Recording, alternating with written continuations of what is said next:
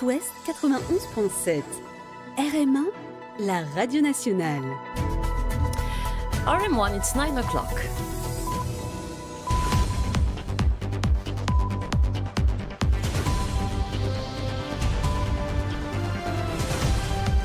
The news presented by Iris Stewart. Good morning, Iris. Good morning, Sophie. The headlines. Emmanuel Macron set to arrive for brief but strategic high-stakes 24-hour visit to Mauritius focused on strengthening bilateral cooperation, advancing economic ties and opening new areas of partnership.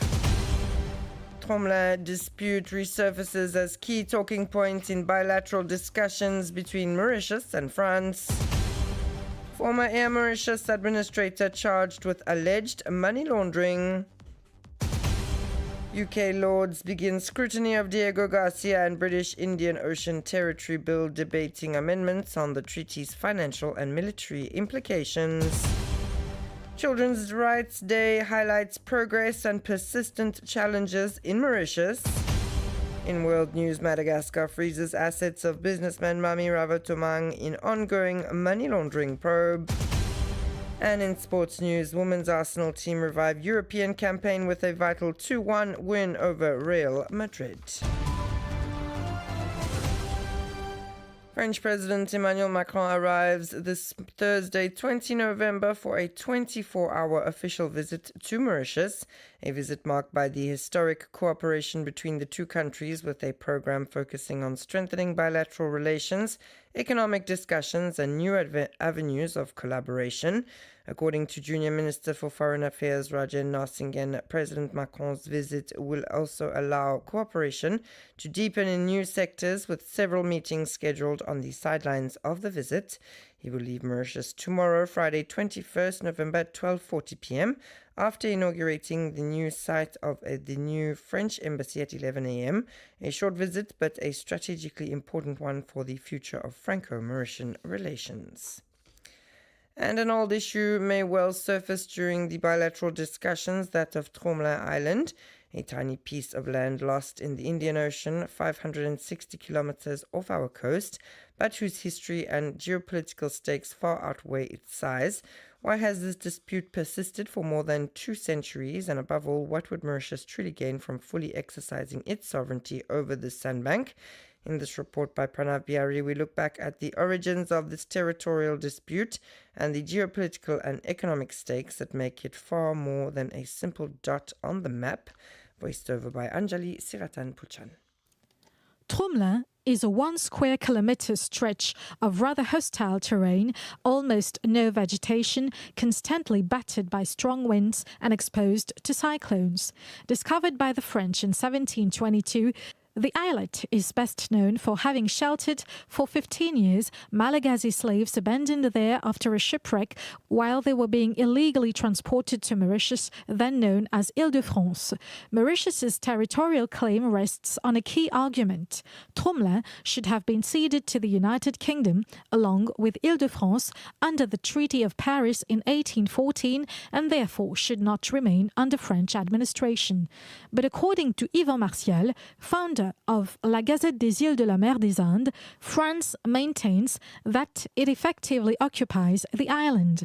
He notes that in 1953, in response to a request from the World Meteorological Organization, France installed a permanent station on Tromlin. This dispute over what appears to be a mere sandbank may seem trivial, yet the stakes are enormous. France's insistence on keeping Tromlin one of its îles éparses is largely due to the nearly 280,000 km² exclusive economic zone it secures.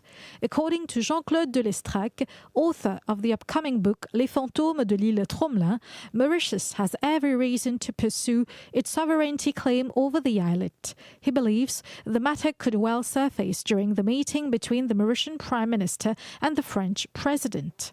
The idea of co-managing Tromlin emerged from a joint commission of jurists set up in the 1980s.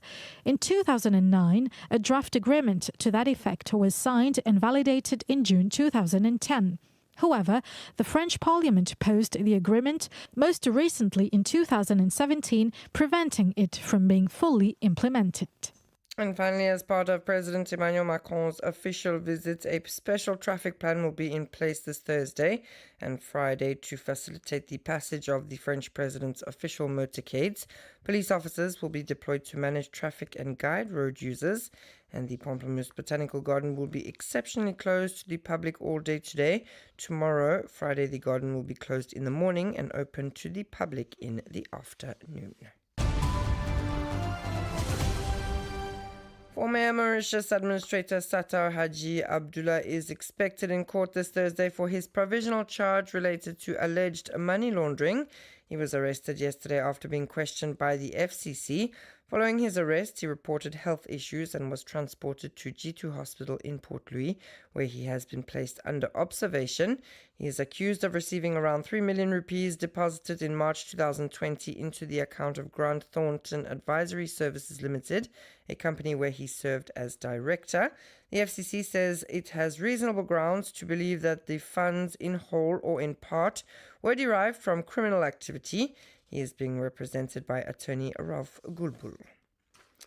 The committee stage of the bill on the Diego Garcia military base and the British Indian Ocean Territory began on Tuesday, 18 November, in the House of Lords. The session lasted more than 7 hours, with around 10 of the 90 proposed amendments examined. These amendments relate, among other things, to assessing the financial and military implications of the treaty and payments to the Mauritian government. We take a listen to this extract. It is a surrender bill, and the government should be ashamed of having brought it before your lordship's house. And I think the sparsely populated Labour benches behind her, and congratulations to the 3 members who have turned up, I think illustrates just how unpopular it is on all sides. The treaty has been ratified. That is now a treaty. His amendment is seeking to alter the treaty. Article 1 of the treaty, which Parliament has ratified, saying Mauritius is sovereign over the Chagos archipelago in its entirety, including Diego Garcia. Is he seeking for Parliament now to try to change the treaty, which has been ratified by Parliament? We oppose the treaty. We think it's unnecessary. We also oppose this legislation. Thinking back, they were very keen on us giving up the Falklands to the Argentines.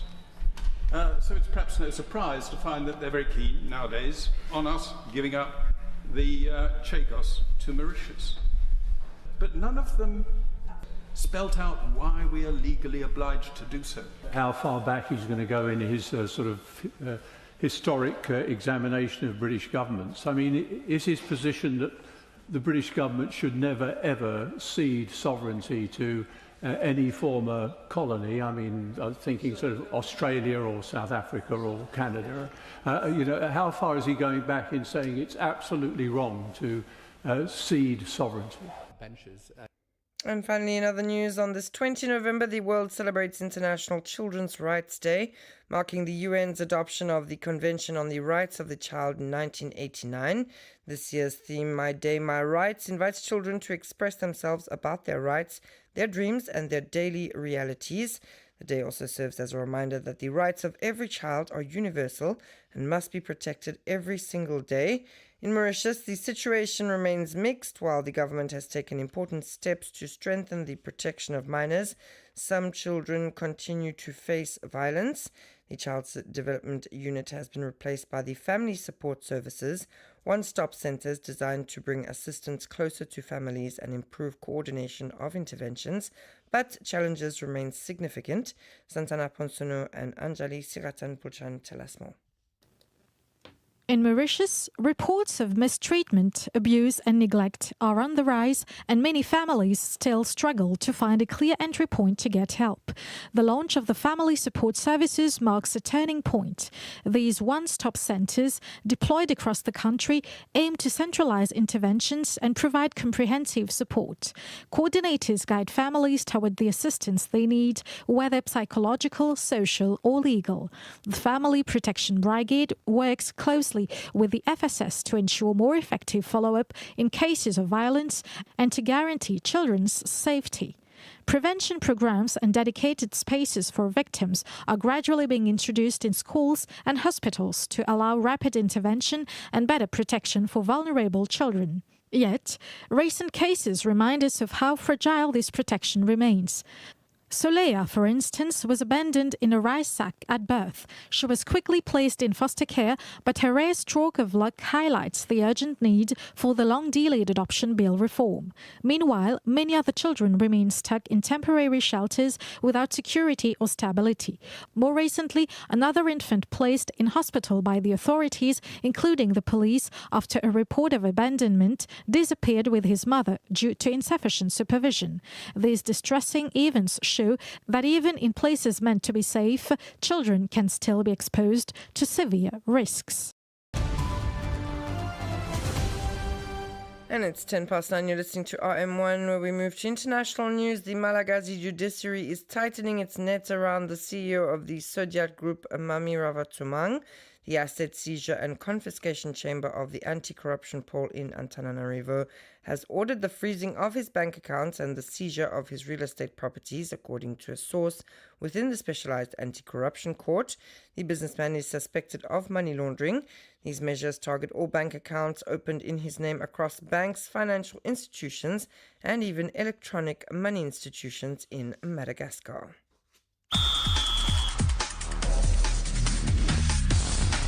And finally in sport, Arsenal kept their Women's Champions League hopes alive with a 2-1 win over Real Madrid thanks to 2 second-half headers from Alessia Russo. Madrid had taken the lead through Caroline Weir, but Arsenal responded after the break to claim a vital victory after 3 games without a win. Manager René Slegers said the result was more important than the performance as Arsenal pushed for a top 4 finish to reach the quarterfinals. That's all from me this morning. Thanks so much for listening. Stay tuned now to the Intermediate playlist until 10 a.m. RM1, la radio nationale.